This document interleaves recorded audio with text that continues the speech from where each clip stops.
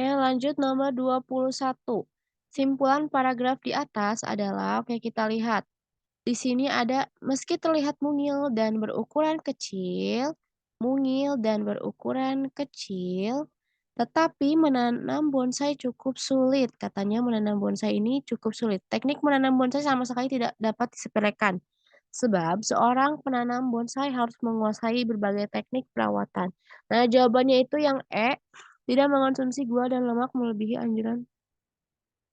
Salah ini. Salah lihat. Jawabannya itu yang mana nih? Yang D, menanam bonsai cukup sulit karena harus menguasai berbagai teknik perawatan ya. Jawabannya yang D, karena itu poin-poin yang tadi kita lingkari ada di D. Kenapa nggak yang E, menanam bonsai cukup sulit karena penanaman tidak menguasai teknik perawatan. Tidak ada kata berbagai ya, karena tekniknya nggak cuma satu di sini. Yang C, cara menguasai teknik perawatan bonsai cukup sulit. Hmm, bukan cara menguasai tekniknya, tapi memang teknik menanamnya ya. Kayaknya salah. Yang B, bonsai bentuknya mungil dan berukuran kecil. Nah, ini tidak bisa jadi simpulan karena tidak lengkap. Tidak hanya menjelaskan tentang bentuknya saja. Yang A, teknik menanam bonsai sama sekali tidak bisa disepelekan. Ya, bisa, tapi apa yang tidak bisa disepelekan? Kenapa? Karena apa? Harusnya dijelasin ya, teknik menanam bonsai itu banyak. Tidak hanya satu, tapi berbagai. Maaf. Nomor 22, simpulan paragraf di atas. Oke, kita lihat. Aduh.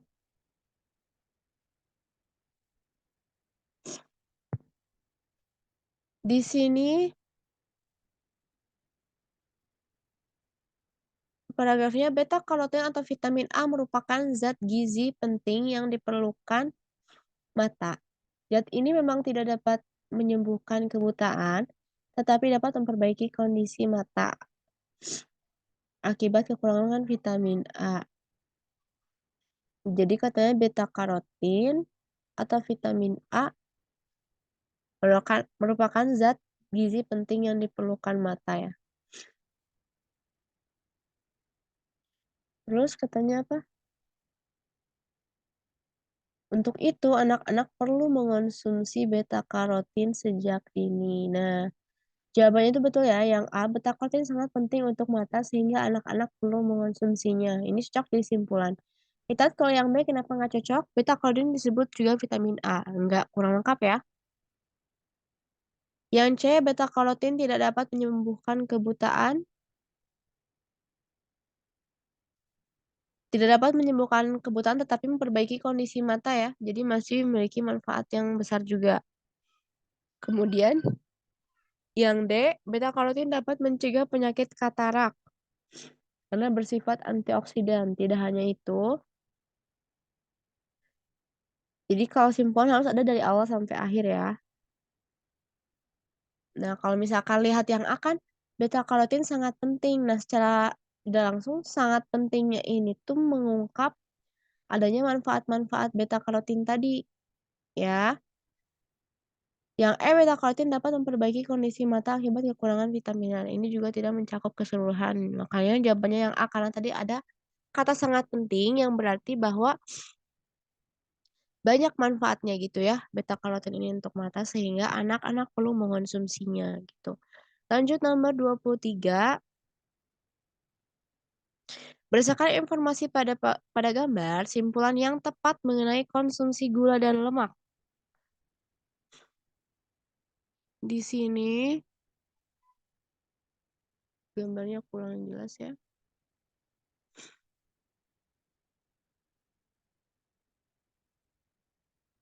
Kita coba besarkan dulu.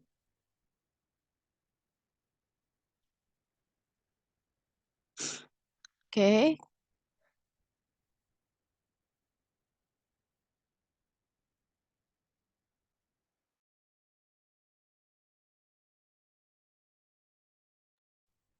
kita lihat di gambar ini ada gula, garam, konsumsi maksimal lemak.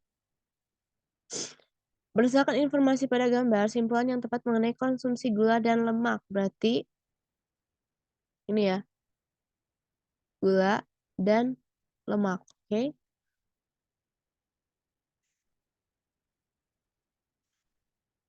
Konsumsi gula berlebihan, katanya apa nih? Berkaitan erat dengan obesitas yang merupakan faktor risiko diabetes. Indonesia menduduki peringkat 7 dunia.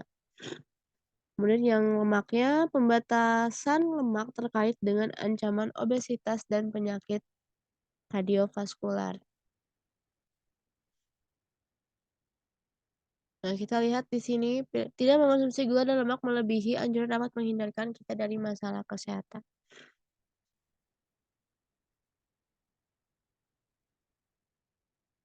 Betul ya? Karena kalau misalkan kebanyakan gula nanti, dapat penyakit gula. Kalau misalkan lemak kebanyakan katanya juga bisa an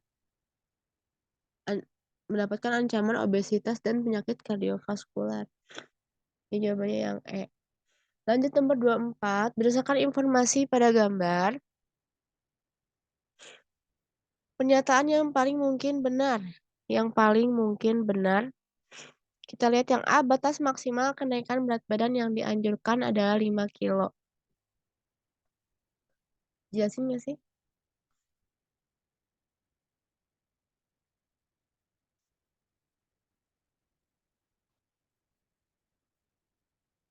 Nih, 22% di antaranya mengalami kenaikan berat badan sekitar 2,5 sampai 5 kilo.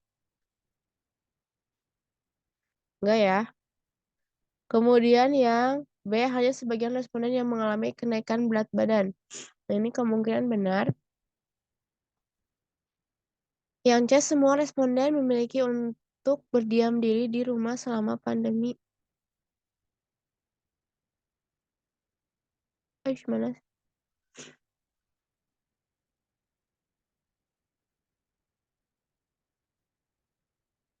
Ini kurang jelas gambarnya.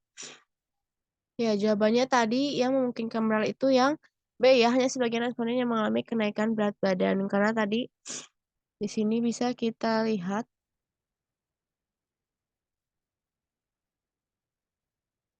Nah, 22% diantaranya mengalami 22% kenaikan berat badan sekitar 2,5 sampai 5 kilo itu sebagiannya kan, tidak keseluruhan.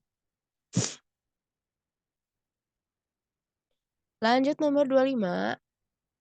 Berdasarkan paragraf di atas, manakah di bawah ini yang pernyataan yang benar? Oke. Lulusan SMK dapat mengembangkan kemampuan teknisnya saat sudah berada di dunia kerja, betul?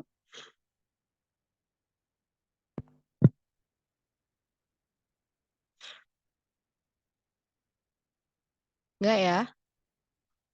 Belum tentu.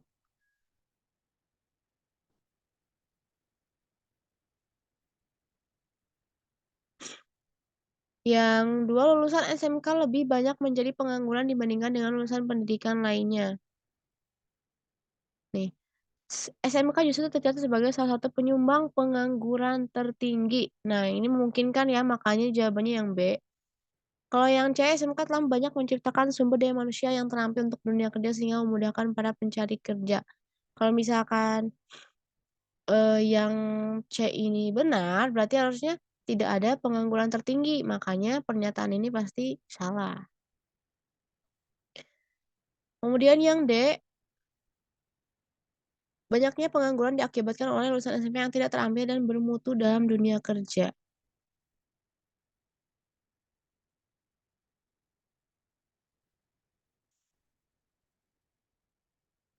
Nah, tidak menentukan ya.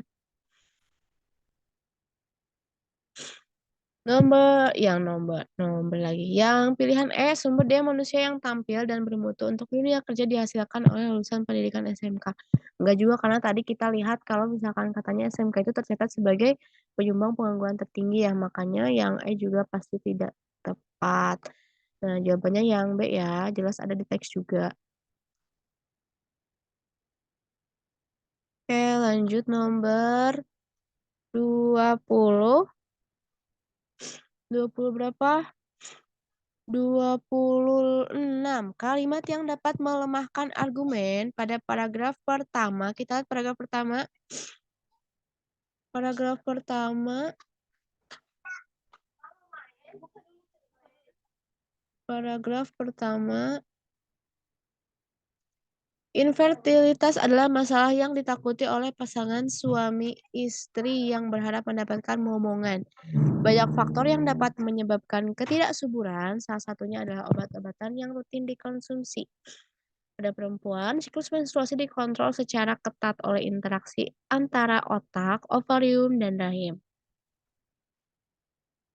Oke, jawabannya itu ada di C. Kenapa yang C kita lihat tidak menutup kemungkinan konsumsi obat-obat juga dapat membantu untuk memperbesar peluang kehamilan, katanya gitu ya.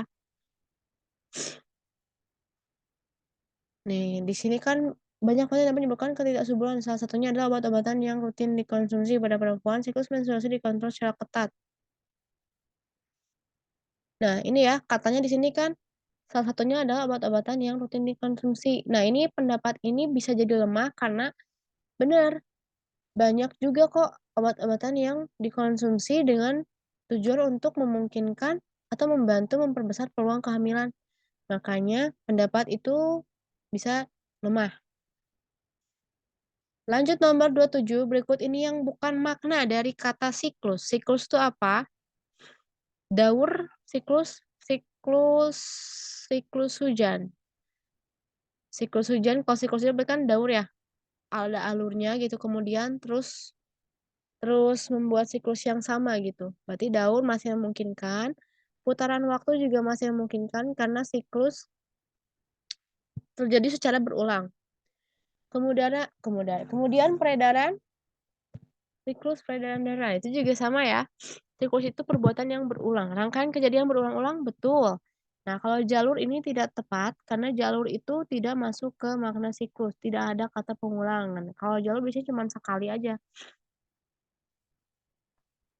satu jalur gitu ya, cuma sekali terjadi. Kalau misalkan siklus pasti ada pengulangan pengulangan kejadian atau pengulangan ya rangkaian kejadian betul. Lanjut nomor 28. Tema pada penggalan tersebut adalah nih, kita lihat temanya ini apakah cinta pantas dikenang? Oke, apakah cinta pantas dikenang berarti membahas tentang cinta nih ya. Dibangun demi memberikan rasa kehilangan, pertanyaan itu mengganggu pikiranku, mengganggu perasaanku. Sepulang dari pemakaman seorang tetangga yang mati muda, aku lebih banyak berpikir ketimbang berbicara. Iring-iringan pelayat lambat laun menyurut, satu persatu menghilang ke dalam gang rumah masing-masing. Seakan-akan turut mencerai beraikan jiwaku. Kesedihan mendalam pada keluarga yang ditinggalkan tentu akibat mereka saling mencintai. Kemudian, andai tak ada cinta di antara mereka, bisa jadi pemakaman ini seperti pekerjaan sepele yang lain. Seperti mengganti tabung dispenser, menyapu daun kering di halaman, atau menyobek kertas tagihan telepon yang kadaluarsa. Seandainya aku tidak mencintaimu, tidak akan terbit rindu sewaktu berpisah. Tak ingin menulis surat atau menelponmu, tidak memberimu bunga saat ulang tahun, tidak memandang matamu, menyentuh tanganmu, dan sesekali mencium. Cerpen Hari Terakhir Mencintaimu karya Kurnia Effendi. Nah, kira-kira temanya apa nih? Persahabatan, persaudaraan. Kalau kita lihat dari sini jelas ya tentang percintaan. Kenapa tadi ada katanya intinya dia tuh sedang merindukan seseorang, percintaan, sampai dia mengingat kematian pun menghubungkannya dengan percintaan karena katanya kalau misalkan dia tidak mencintai sama kepada orang yang meninggal itu, maka pemakaman juga akan seperti pekerjaan yang sepele gitu dilakukan. Tidak akan ada tangisan, gitu ya. Makanya temanya tentang percintaan. Kalau persahabatan enggak, persaudaraan juga tidak. Kedamaian pertemanan juga tidak. Jadi dari awal juga sudah jelas itu ada percintaan. Bahkan judulnya pun Hari Terakhir Mencintaimu. Jadi jelas temanya tentang percintaan.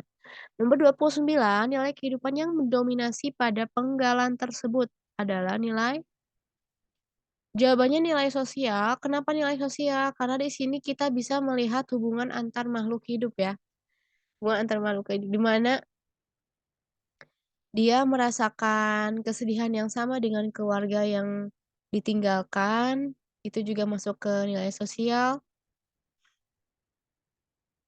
Agama tidak, karena tidak berhubungan dengan ketuhanan, moral juga tidak, jadi di sini lebih ke hubungan antar manusianya, makanya jawabannya B. Kemudian nomor 30, bagaimana pengarang menggambarkan rasa cinta pada penggalan tersebut? Jawabannya yang A, merasa kehilangan dengan kepergian orang yang dicintai, ya betul ya? Betul. Kalau yang B tidak, kurang, kenangan indah pernah memikirkan kenangan indah yang pernah ada, enggak. Dia lebih ke merasa kehilangan orang yang dicintai, mengenang rasa cinta yang pernah ada juga enggak, menunjukkan kesedihan juga enggak enggak ke situ ya, karena tujuannya tadi dia merasakan tercerai-berai juga itu tujuannya untuk kembali mendefinisikan kehilangannya. Terus yang E, mengantar ke pemakaman, enggak, itu enggak masuk ke penggambaran rasa cintanya. Jadi jawabannya yang A. Oke, segitu untuk pembahasan TO UTBK 7 ya.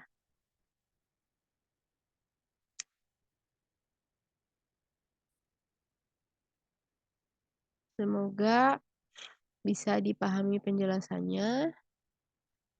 Terima kasih. Wassalamualaikum warahmatullahi wabarakatuh.